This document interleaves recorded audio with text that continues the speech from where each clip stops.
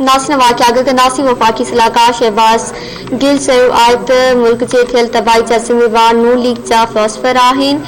अॻूणे वज़ीर आज़म शाहिद काका नवाज़ी जे बयान ते रद्दअमल ॾींदे शहबाज गिल चयो त मुल्की ख़ज़ाने ऐं अवाम ते पियल बाहि जी ज़िम्मेवार नाअहल लीग आहे। आगाही पिया के वफाकी सलाहकार शहबाज गिल चयो आहे त मुल्क जी थियल तबाही जा ज़िम्मेवार नून लीग जा फिलोसफर आहिनि। अॻूणे वज़ीर आज़म शाहिद काका नवाज़ी जे बयान ते रद्दअमल ॾींदे शहबाज गिल चयो त मुल्की ख़ज़ाने ऐं अवाम ते पियल बाहि जी ज़िम्मेवार नाअहल लीग आहे। ख़बर वास शेयर कई पिया वफाकी सलाहकार शहबाज गिल चयो आहे त मुल्क जे थियल तबाही जा ज़िम्मेवार नून लीग जा फिलोसफर आहिनि।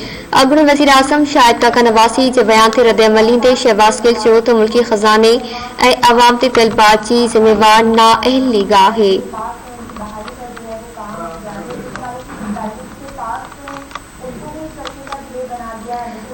अॻूणे वज़ीर आज़म शाहिद काका नवाज़ी जे बयान ते रद्दअमल ॾींदे शहबाज गिल चयो त मुल्की ख़ज़ाने ऐं अवाम ते पियल बाहि जी ज़िम्मेवार नाअहल लीग आहे।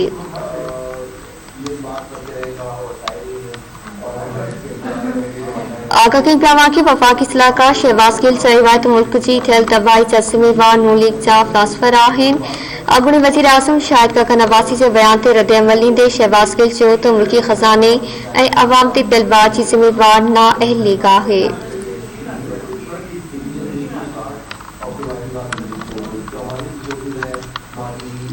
अॻूणे वज़ीर आज़म शाहिद काका नवाज़ी जे बयान ते रद्दअमल ॾींदे शहबाज गिल चयो त मुल्की ख़ज़ाने ऐं अवाम ते पियल बाहि जी ज़िम्मेवार नाअहल लीग आहे।